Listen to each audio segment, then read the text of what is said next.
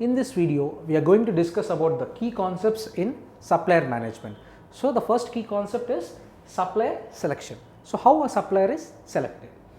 When we have a requirement of a third party supplier, we expect or request supplier responses.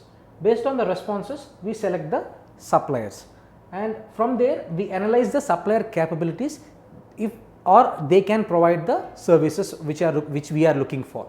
From there, the contract with supplier is signed. That is the underpinning contract where we have already learnt about it in our service level management.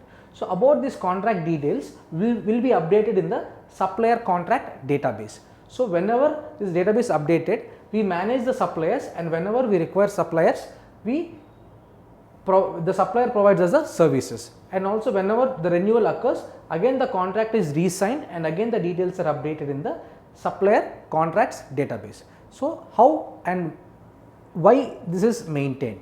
You can clearly see in the next slide the supplier contracts database. So, this is the supplier contracts database, and you can see a separate file is maintained for fresh renewed contracts, and a separate file is maintained for the existing contracts. A separate file is maintained for the records of past and expired contracts.